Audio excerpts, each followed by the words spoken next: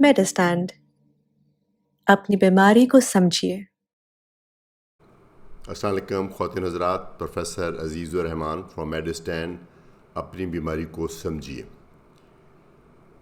एक कंडीशन है जिसका जो इंग्लिश में नाम है वो है गायनेकोमेस्टिया, और कुछ लोग इसको गायनेकोमेजिया भी कहते हैं, बट हम लोग जो इस तरह से लिखा जाता है वह गायनेकोमेस्टिया इसका तलफ़्फ़ुज़ है सही जो इंग्लिश में।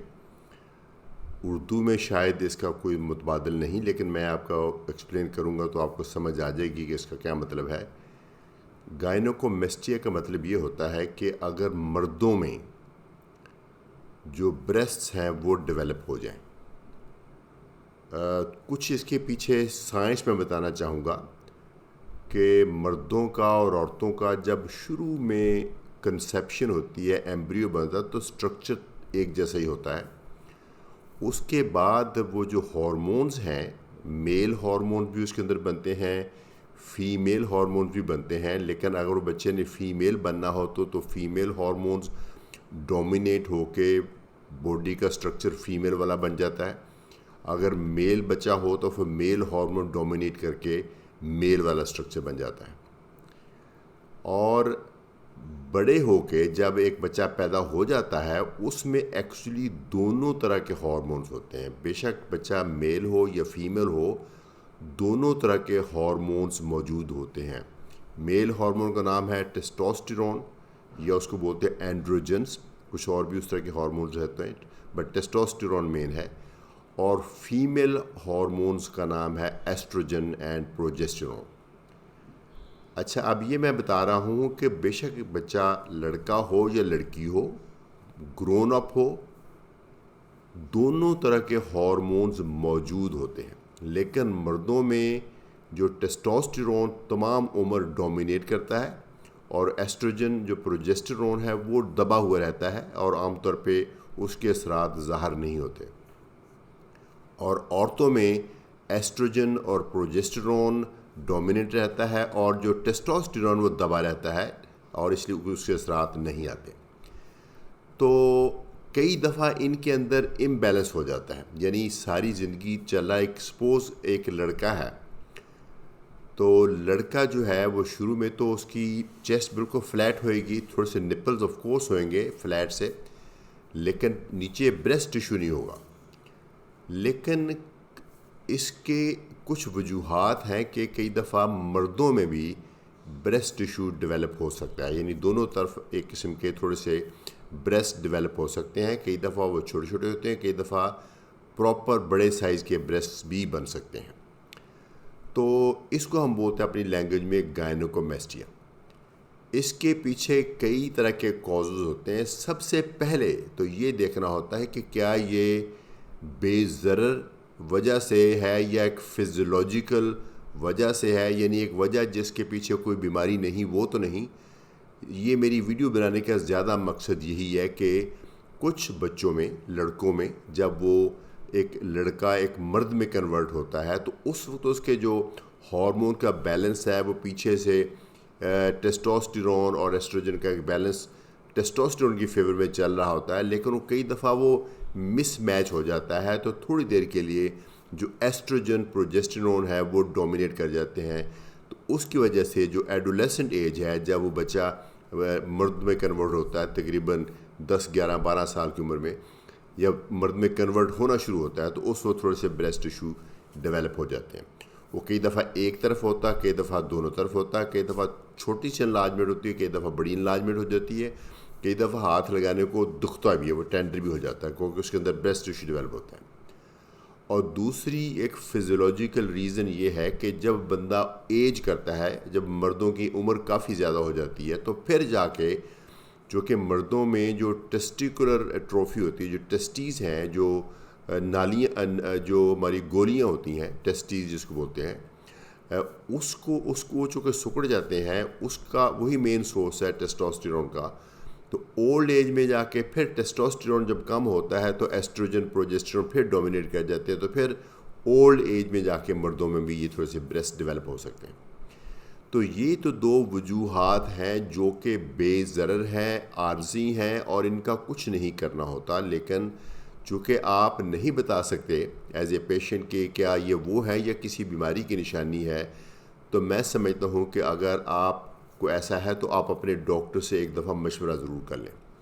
عام طور پہ خاص طور پہ یہ جو ایڈولیسنٹ ایج ہے نا، اس میں پہلے تو بچے بہت کانشیس ہوتے ہیں، کیونکہ وہ اپنے ٹی شرٹس وغیرہ یا ویسٹ وغیرہ پہننے سے گھبراتے ہیں، سپورٹس ویئر پہننے سے گھبراتے ہیں، چونکہ وہ بریسٹ نظر آتے ہیں، وہ اپنے کولیگ سے شائع ہوتے ہیں، اپنے پیرنٹس سے بھی شیئر نہیں کرتے، اور جب وہ شیئر کرتے ہیں تو پیرنٹس بھی ایک دفعہ نہیں ڈسکس کرتے، تو آئی تھنک ڈاکٹر سے ایک دفعہ ڈسکس کر لینا چاہیے اگر یہ ایسی بات ہے تو۔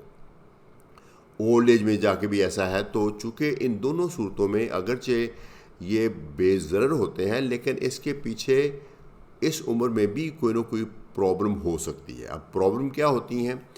کئی طرح کی بیماریاں ہیں جس میں گائنوکومیسٹیا ہو سکتا ہے، میں بہت ساری تفصیل نہیں بتاؤں گا۔ مثلا مردوں میں اگر ٹیسٹیز ڈسٹروائے ہو جائیں، یا اینڈروجن کی کمی ہو جائے، یا کئی طرح کی کینسر کی ٹریٹمنٹ، پروسٹیٹ کی کینسر کی ٹریٹمنٹ کے ساتھ کئی دفعہ گائنوکومیسٹیا ہو جاتا ہے۔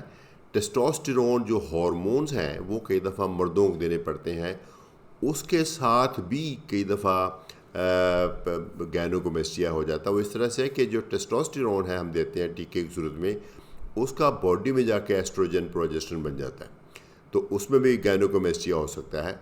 اس کے علاوہ جو لیور کی بیماریاں ہیں، کیونکہ لیور جو ہے وہ ہمارا وہ ہارمونز کو میٹابلائز کرتا ہے، تو اگر لیور کی بیماری ہو کسی کو کسی بھی وجہ سے، ہیپیٹائٹس سی کی وجہ سے، ہیپیٹائٹس بی کی وجہ سے، یا الکوہل کی وجہ سے، یا آٹومیون ہیپیٹائٹس ہوتے ہیں، جو کسی بھی وجہ سے کسی کو جگر کی بیماری ہے، سیروسس ہے، تو اس میں بھی گائنوکومیسٹیا ہو سکتا ہے، چونکہ کئی دفعہ وہ لیور میں بیماری ایسی آ جاتی ہے کہ وہ ٹیسٹوسٹیرون کو تو ڈسٹروائے کر رہا ہوتا ہے، لیکن ایسٹروجن پروجسٹرون کو پوری طرح سے نہیں کر پاتا، تو ایسٹروجن پروجسٹرون کے لیول بڑھ جاتا ہے۔ اس کے علاوہ کئی اور ادویات بھی ہیں جو ایسا کر سکتی ہیں، تو اس میں آپ پہ میرے خیال میں اگر آپ کو محسوس ہوتا ہے کہ آپ کو یہ پرابلم ہے تو آپ اپنے ڈاکٹر سے ملیں۔ پہلا سٹیپ تو یہ ہے کہ ڈاکٹر شاید دیکھ کے بتا دے کہ یہ ایکچولی گائنوکومیسٹیا ہے ہی نہیں، یہ صرف فیٹ ڈپازٹ ہے۔ جب ہم وزن بڑھتا ہے، جب بھی مردوں کا وزن بڑھتا ہے، ان کے یہاں پہ فیٹ آتا ہے، تو بظاہر لگ رہا ہوتا ہے جیسے بریسٹ ٹیشو ہے، لیکن ایکچولی وہ اس جگہ پہ صرف فیٹ ہوتا ہے، تو وہ فیل کر ہمیں پتہ چل جاتا ہے کہ اس کے اندر جو بریسٹ کا ٹیشو جس کو ہم فیل کر سکتے ہیں ہاتھ سے، وہ نہیں ہوتا، صرف فیٹ ہوتا ہے، تو وہ صرف لائپومیسٹیا کہہ لیجئے، یا وہ صرف ایک قسم کی فیٹ ایکسیس ہونے کی، اوبیسٹی کی، موٹاپے کی نشانی ہے۔ پہلے تو ممکن ہے یہی نکل آئے، بچوں میں بھی ہو سکتا ہے، بڑوں میں بھی ہو سکتا ہے۔ اور دوسری بات یہ ہے کہ اگر وہ ڈاکٹر فیل کرے کہ وہاں اندر نیچے بریسٹ ٹیشو محسوس ہو رہا ہے، تو وہ ڈاکٹر اس کا آپ کا الٹراساؤنڈ بھی کرائے گا دیکھنے کے لیے کہ واقعتاً وہ بریسٹ ٹیشو ہے کہ نہیں ہے، اور پھر اس کے پیچھے جتنی بھی پاسبل وجوہات ہیں، وہ لیور کے ٹیسٹ ہیں، وہ ہارمون کے ٹیسٹ ہیں، وہ آپ کی ممکن برین کے ٹیسٹ، پیچوٹری کے ٹیسٹ، یا ٹیسٹیز کے ٹیسٹ، وہ جو بھی ڈاکٹر مناسب سمجھے گا وہ سارے ٹیسٹ کرائیں گے۔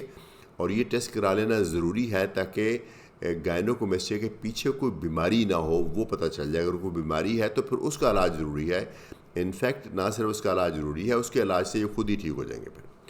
اچھا، اکثر اوقات یہ ہوتا ہے کہ پیچھے کوئی بیماری نہیں نکلتی، لیکن گائنوکومیسٹیا پھر بھی پیشنٹ کو یا بچے کو بودر کر رہا ہوتا ہے، اگر اور نہیں تو سائیکولوجیکلی وہ بہت اس کے بارے میں کنسرنڈ ہوتا ہے۔ تو اس کی ٹریٹمنٹ ہے، اس کی ٹریٹمنٹ عام طور پہ ہارمون سے نہیں کی جاتی، چونکہ ہارمون سے شاید یہ ہم ٹھیک کر پائیں، لیکن اس کے باقی باڈی میں نقصانات ہونے کا خطرہ ہوتا ہے، تو اس لیے عام طور پہ ہارمون سے نہیں کی جاتی، لیکن اس کو ہم سرجری سے یا لیزر سے ٹریٹ کرتے ہیں۔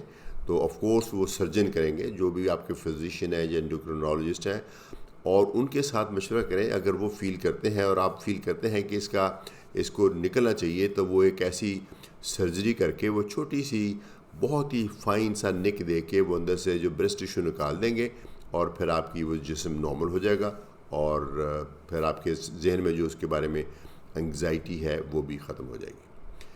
تو یہ ہے ایک، میں سمجھتا ہوں کہ ایک چونکہ بہت ڈسٹریسنگ سمٹم ہے جن بچوں کو ہوتی ہے، وہ بہت زیادہ پریشان ہوتے ہیں، وہ اکثر اس کو گوگل کرتے ہیں پہلے. ہمارے پاس آنے سے پہلے یہ ایک تھوڑا سا انفارچونیٹ سی ایک ڈیولپمنٹ ہے کہ بچے اپنی سمٹم کو لے کے گوگل کرتے ہیں.